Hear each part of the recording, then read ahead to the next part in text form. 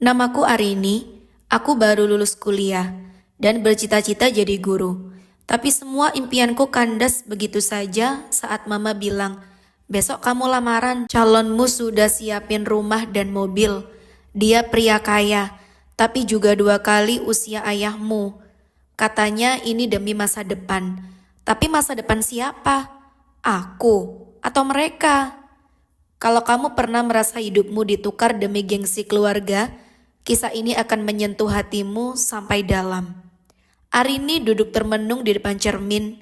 Usianya baru 22 tahun. Tapi hari itu wajahnya seperti perempuan 30.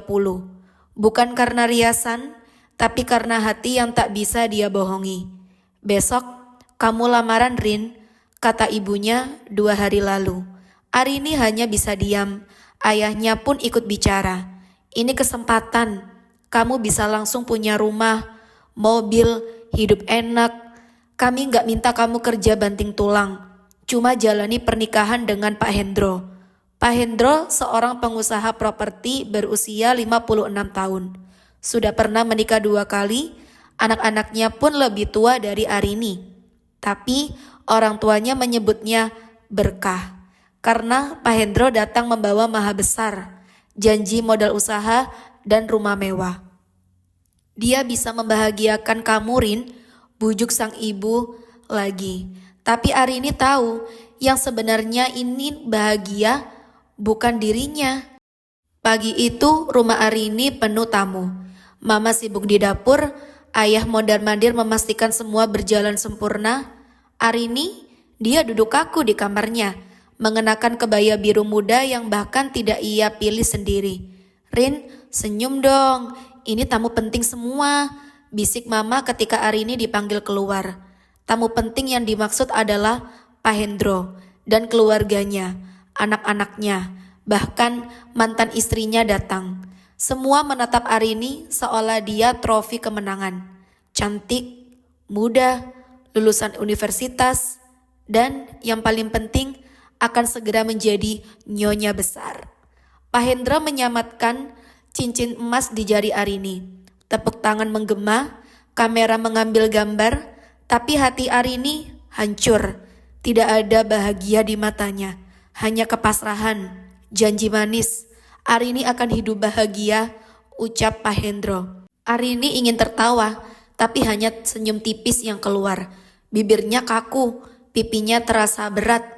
Mama menepuk bahunya pelan seperti berkata, lihat kami berhasil.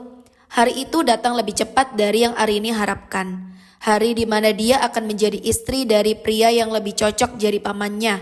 Gaun pengantin putih menghiasi tubuhnya, namun wajahnya pucat. Di pelaminan semua orang tersenyum bangga. Hanya dia yang merasa seperti boneka pajangan. Selamat Arin, kamu beruntung banget dapat suami kaya raya. Besok tinggal duduk manis aja, gak perlu kerja. Ucapan itu menghujani Arini sepanjang hari. Tapi tidak ada yang bertanya, kamu bahagia, Rin? Pak Hendro menggenggam tangannya erat, terlalu erat. Dia mencium pipi Arini di depan semua orang. Arini menahan nafas, tersenyum palsu, lalu menunduk. Di balik senyum itu, air mata jatuh diam-diam. Setelah pesta, mereka pindah ke rumah mewah 3 lantai. Semua serba mahal, dari sofa Itali hingga lemari pakaian impor. Tapi tak ada sudut pun yang terasa seperti rumah. Arini bangun pagi dengan tubuh lelah, bukan karena pekerjaan, tapi karena tidur di sebelah orang yang bahkan tak bisa ia panggil suami dengan hati. Pak Hendro sangat baik di depan orang, tapi di rumah dia bosi, dingin, dan mudah curiga.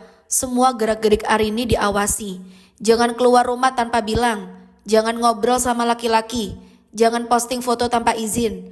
Arini merasa seperti tawanan, hanya saja penjaranya terbuat dari emas. Beberapa bulan kemudian Arini mulai memberanikan diri keluar rumah. Dia bilang ingin ikut kegiatan sosial. Pak Hendro mengizinkan, asal ada supir dan pengawal. Tapi dia tak tahu, Arini diam-diam mengunjungi sekolah dasar tempat dia dulu magang. Anak-anak berlarian menyambutnya. Arini tertawa lepas untuk pertama kalinya setelah sekian lama.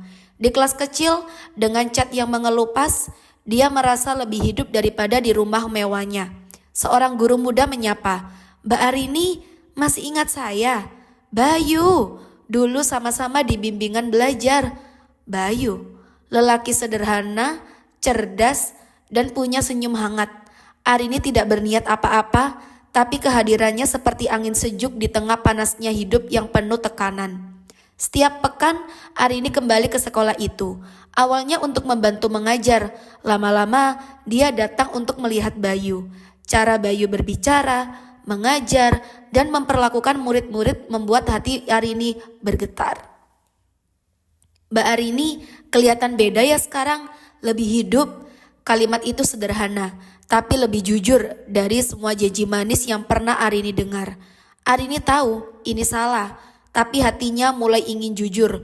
Bukan soal mencintai Bayu, tapi tentang hidup orang ingin ia pilih sendiri. Pak Hendro mulai curiga. Dia bertanya-tanya, kenapa Arini lebih sering keluar? Suatu hari dia menyuruh orang suruhan mengikuti Arini. Laporan pun datang. Dia sering ke sekolah, ketemu guru laki-laki. Malam itu, Pak Hendro murka. Dia membanting gelas dan berteriak, "Kamu istri saya. Kamu gak boleh dekat-dekat dengan laki-laki lain." Arini hanya terdiam, tapi dalam hatinya dia berkata, "Aku bukan milik siapa-siapa. Bahkan kamu pun tidak pernah benar-benar milikku." Arini memutuskan pergi ke rumah orang tuanya.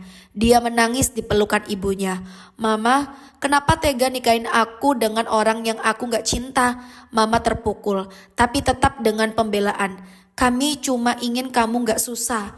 Kami sayang kamu, Rin." Arini menatap mata ibunya. "Sayang apa gengsi, Ma?"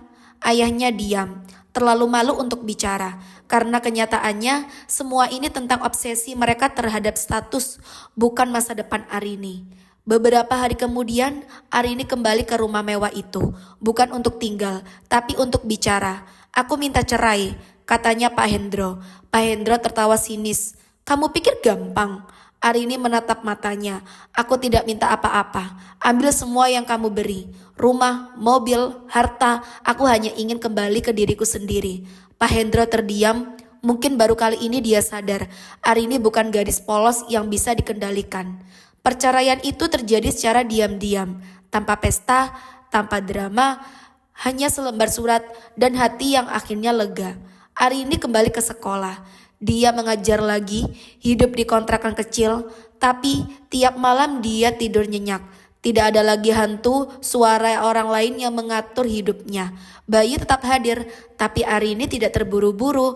Dia ingin mencintai dengan bebas, tanpa tekanan, tanpa beban, warisan dari masa lalu. "Aku bukan menantu idaman, aku juga bukan trofi untuk dipamerkan. Aku adalah perempuan yang punya mimpi dan berhak memilih bahagia dengan caraku sendiri." Pesan moral cerita ini, kebahagiaan tidak bisa dibeli dengan harta. Hidup mewah tidak selalu berarti hidup bahagia. Uang bisa membeli rumah, tapi tidak bisa membeli ketenangan hati.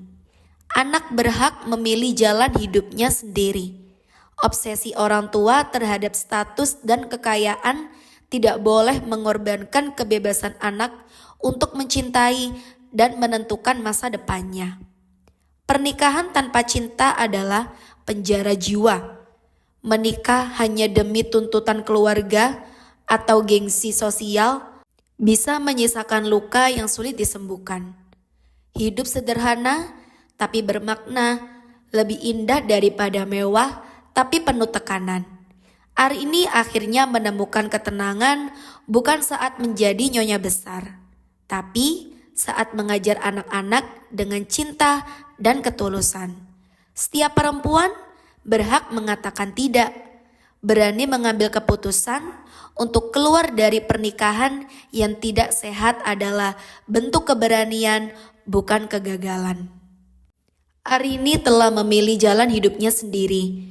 Bukan demi harta, bukan demi gengsi, tapi demi hati yang ingin bebas dan bahagia. Karena hidup bukan soal menjadi menantu idaman, tapi tentang menjadi dirimu yang utuh dan berani berkata, "Aku pantas dicintai karena siapa aku, bukan apa yang kupunya." Kalau kisah ini menyentuh hatimu, jangan lupa like, komen pendapatmu, dan subscribe channel ini. Karena di sini kita akan terus menghadirkan kisah-kisah nyata yang menginspirasi, menegur hati, dan membuka mata kita semua. Sampai jumpa di cerita berikutnya.